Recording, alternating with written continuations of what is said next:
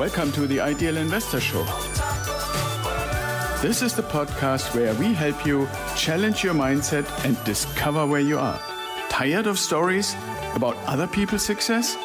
We can help you change your life, determine your time freedom point, and join us on the journey to financial success. Let's go. Hey, welcome back to the Ideal Investor Show. Today, I have a little bit of a smile, maybe a smug smile on my face. And, I oftentimes say when we're talking about how hard stuff is and what the struggle is, that even a blind chicken finds a corn every once in a while. And so I want you to take what I'm telling to you today a little bit with that kind of image in the back of your mind.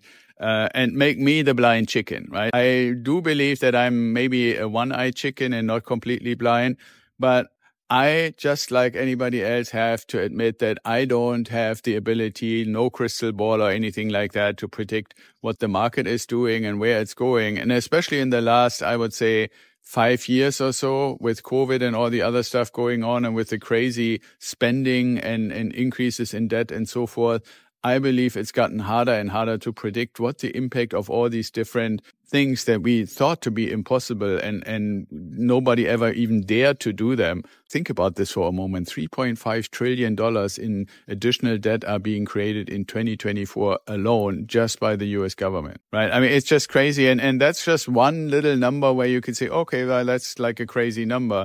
And these kind of quote unquote crazy things keep happening at such a high frequency that is, in my opinion, pretty much impossible to predict with any kind of certainty on a short term what's going to happen.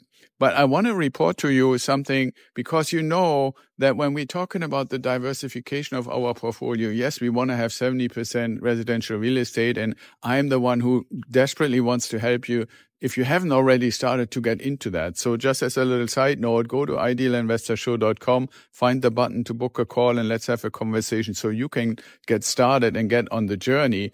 Because there's basically this old saying is really true. When was the best time to invest in residential real estate? Was 25 years ago. And the second best time is right now. And there's a significantly long explanation why, and I've done shows about it and recordings about it. So you can look all that up, or much easier, just book a call and I can explain it to you and you can see if this is something that you're really into. But what I wanted to report to you today has to do with the gold price.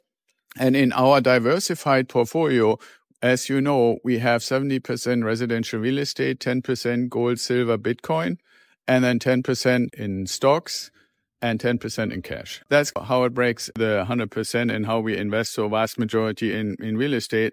But gold coins and also to some extent silver coins are part of it. And just the other day, I got a new report that says gold has actually reached a record high of more than $2,400 per ounce. And if you started buying gold coins when I started buying before the pandemic, we bought it at around $1,500 an ounce. So we had a really, really nice increase. You could say basically in the last 2 months alone, the price of gold increased 20%. Now that's really a steep increase for gold, which is always known as something that very slowly increases in value. And when you ask yourself, why did it increase so much in the last few months? Well, one thing is that there was obviously some pent up demand, right? People were on the fence. They were thinking, well, is the Federal Reserve going to lower rates? What's the economy doing? What's the labor market doing? There were all these predictions of what would supposedly happen in 2024. And I think a lot of those predictions are obviously not really happening, or at least not happening nearly as fast as people anticipated.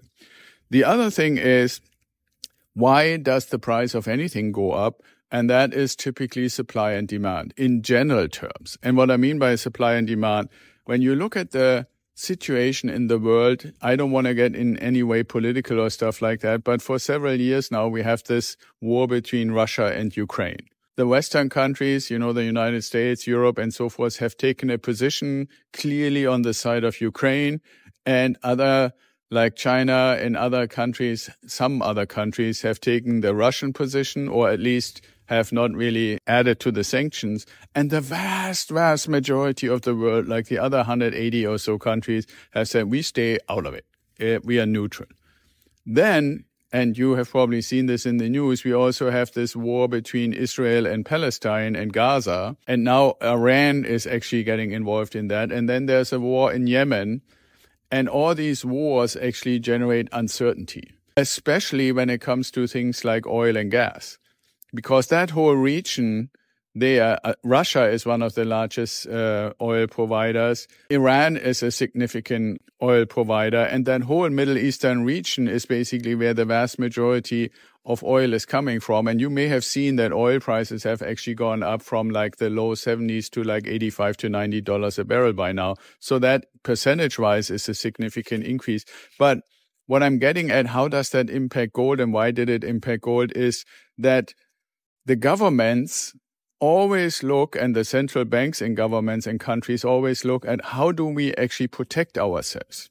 So one way to protect your assets and to protect your sovereignty is to say, we want to have gold. Russia, for example, increased massively its gold reserve, bought all kinds of gold before the war started, knowing that there will probably be sanctions. So that's one thing, central banks buying lots of gold. Second thing that impacted the price going up is we used to have, in my opinion, a reasonably good relationship with China up until the end of the Obama administration. And what I mean by the reasonably good relationship, it's not that we ever really said what China is doing and their communist country and how to treat certain people is okay. But we basically had a good relationship when it comes to trading with them, getting goods from them, sending students back and forth. There were like at some point 250,000 Chinese students at US universities. And they were in the US because they really cherished and admired these universities. And the universities liked them as foreign students because they're really, really dedicated. They really, really learn. They're basically a pleasure to have as students. I was in a great situation when I was an adjunct professor at one of the universities in the Santa Barbara area and had a class of Chinese students, and it was just amazing how much they put in during that one semester. And then, as you all know, the Trump administration started and immediately basically turned China into more and more and more of an enemy of the United States. Nowadays, basically, you ask anybody on the street about China and everybody is telling you something negative about China and they're the enemy and they're doing everything wrong and they're going to be at war with us and so forth and so forth. Why am I mentioning this in the context of the price of gold?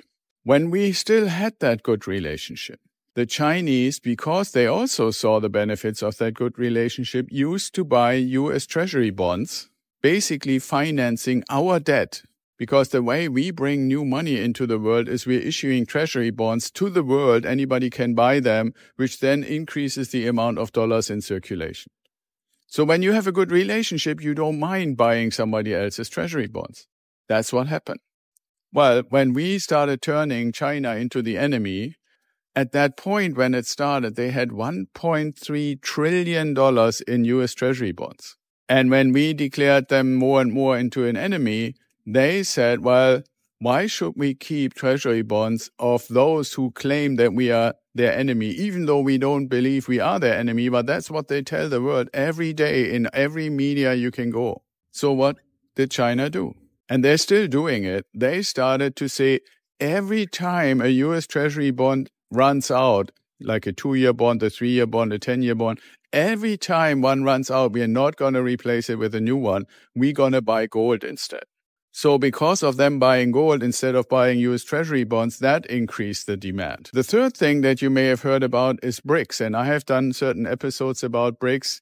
And that is just the name of a group of countries. Those are kind of like the first letters. BRICS stands for Brazil, Russia, India, China, and South Africa. And then last year in 2023, they added another 5 countries. I don't know the first letters of exactly those countries. So it's like 11 members now in this group. And there are about another 40 countries that are also having applied and want to become members of that organization. So when you have a large organization like that, it makes sense to ask yourself, how are we trading with each other? How are we connecting our economies with each other? And what they have found is that right now they would be forced to, every time they want to buy and sell something to each other, like, for example, China wants to sell something to South Africa. They have to first convert what they're selling as far as the price in yuan into dollars. Then South Africa is paying them in dollars, and then they converted the dollars back into yuan. And they came to the conclusion, well, can we not accept each other's currencies? And on first glance, obviously, the answer is yes. If you have enough trade between each other, you can just pay each other with your individual currencies, yuan against South African dollar, for example. But oftentimes the amounts that go back and forth are not equal. Like China might be sending 3 or 4 times as much stuff to South Africa than they send to China. So then China would end up with a lot of South African currency. So the people in the BRICS community said, well, how about if we were to make our own currency just for our members? Then we all would have the same currency and we wouldn't have to exchange into dollars. Besides the fact that they also don't like to exchange into dollars when the United States is basically calling almost every one of the members of BRICS an enemy, right? Just the same like they don't want to hold U.S. Treasury bonds any longer, they also don't like to be called an enemy and then at the same time being forced to have to exchange their currencies into dollars. They much rather like to have a common currency. Well, if nowadays in 2024 you want to come up with a common currency among these currently 11 countries and maybe in the future 50 countries, to make it valuable, you have to have something to back it up. And just as a quick reminder, up until 1971, we did have that with the US dollar as well. The US dollar as the reserve currency was backed up by gold. And then Richard Nixon said, no, we can't afford that anymore, so we're taking away the gold, and you just have to accept that the reserve currency, the US dollar, is no longer backed up by anything. Well, the BRICS community is saying, yes, we want to have our own currency, and we are planning to back it up by gold. Well, imagine what happens to the gold price. If that currency, and nobody knows exactly when, but in the next couple of years when currency actually comes out, so all the member states of BRICS can basically use their internal BRICS currency backed up by gold, that will also increase the demand for gold. Well, and then the last thing is obviously inflation, because gold on gold coins is basically saying how much of the gold do I need to buy something, right? And so if everything gets more expensive, that means the purchasing power of a currency like the US dollar goes down, but the gold is still the gold. And just like a car gets more expensive because the value of the currency of the dollar goes down, then the coin, the gold coin that has 99.9% gold in it also gets more expensive in the sense of how much of the dollar do I need to give to exchange for one coin of gold. So those are the things that have actually brought it up to 2,400 ounces. And some people say it is not inconceivable that sometime in the next few years it goes up above $3,000 an ounce or a coin, because most coins are 1 ounce coins.